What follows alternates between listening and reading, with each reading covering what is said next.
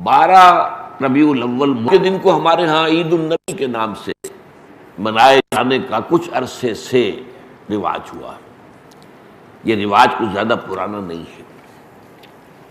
جہاں تک لفظ عید کا تعلق ہے، اس کا انطباق تو اس پر کوئی غلط نہیں ہے، صحیح ہے، اس لیے کہ لغوی طور پر عید کے معنی ہے بار بار لوٹ کر آنے والی شے یا خوشی،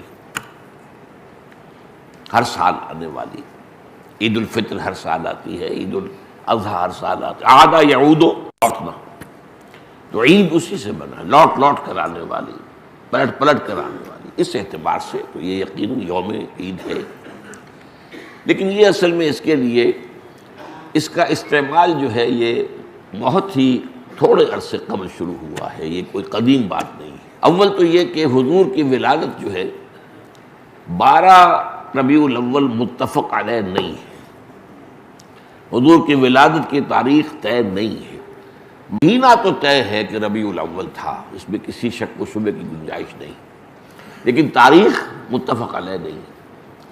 بلکہ میرے نزدیک اس سلسلے میں قاضی سلیمان سلمان منصور پوری رحمۃ اللہ علیہ، جو ایک بڑی عظیم کتاب کے مصنف ہیں، اگرچہ وہ اتنی مشہور نہیں ہو سکی جتنے کہ مولانا شبلی کی رحمۃ للعالمین مشہور ہوئی ہے، لیکن بہت سے اعتبارات سے مولانا شبلی کی کتاب سے وہ بہت بڑھتر ہے، بہت اونچی ہے۔ اور یہ جو تھے قاضی سلیمان سلمان منصور پوری، یہ تقویمات کے بڑے ماہر تھے۔ گرگری کیلنڈر جو ہے، جو کرسچن کیلنڈر ہے، اس کو بھی خوب جانتے تھے، اور یہ جو قمری کیلنڈر ہے اس سے بھی خوب واقف تھے، ہندی کیلنڈر سے بھی پوری طرح واقف تھے، اسی طریقے سے یہودیوں کے کیلنڈر سے بھی پوری طرح واقف تھے۔ تو اس میدان میں ان کا خاص چونکہ ایک معاملہ تھا، تو انہوں نے طے کیا ہے یہ، اور میں اسی سے متفق ہوں، کہ حضور کی تاریخ پیدائش 9 ربیع الاول تھی۔ البتہ آپ کی تاریخ وفات متفق علیہ ہے 12 ربیع الاول۔ 12 ربیع الاول اصل میں حضور کے انتقال کا دن ہے، اور یہ مجھے تو یاد ہے اپنے بچپن کے اندر، ابھی میرا بچپن جو ہے کوئی 100 200 سال پرانا تو نہیں ہے، یوں سمجھیے کہ پاکستان کے قیام سے پہلے تک یہ ہمارے ہاں 12 وفات کے طور پر منایا جاتا تھا۔ اس کا نام ہی تھا 12 وفات۔ 12 وفات، 12 ربیع الاول جو حضور کا یوم وفات ہے، اس میں کوئی جشن کا تصور نہیں تھا، کوئی دھوم دھڑکا نہیں تھا، کوئی جلوس نہیں تھے۔ ہاں ضرور ہے کہ کبھی جلسے ہو جاتے تھے، کوئی میلاد کی محفلیں ہوتی تھیں، لیکن میلاد کی محفلیں جو ہیں وہ صرف یوم ولادت کو نہیں ہوتی تھی، وہ تو گویا کہ ہمارے ہاں کی ایک تہذیب کا ایک جز بن گیا تھا، خاص طور پر خواتین کے لیے، اور وہ تعلیم بالغہ کا ایک اچھا ذریعہ تھا۔ تو اس دن کیا کرتے تھے کہ کھانا پکا کر بڑے پیمانے پر غریبوں کو کھلایا جاتا تھا، بس یہ اس کی ایک جو تھی وہ صورت تھی۔ باقی یہ کہ اس کے علاوہ کوئی دھوم دھڑکا اور کوئی اس کو عید قرار دینا جو ہے وہ موجود نہیں تھا۔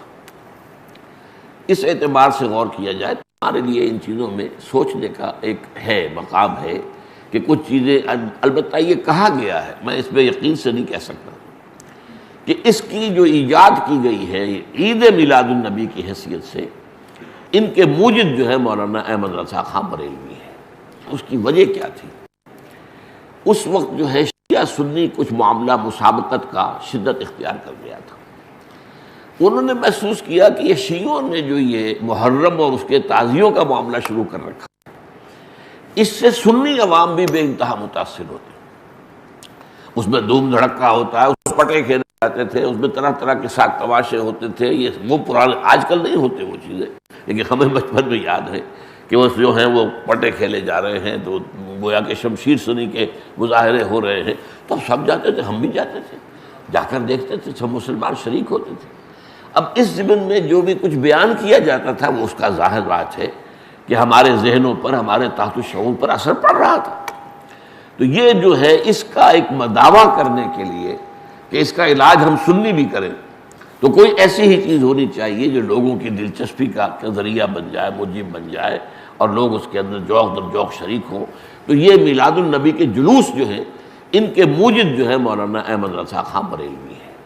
بہرحال یہ بات تو میں نے ایک ٹیکنیکل انداز سے آپ سے کہی ہے، بہرحال یہ دن خوشی کا دن ہے، ولادت کا دن ہے۔ تو یہ چند باتیں تو میں نے کی ہیں۔ آج اس عید میلاد النبی کے نام کے حوالے سے اس کا پس منظر کیا ہے؟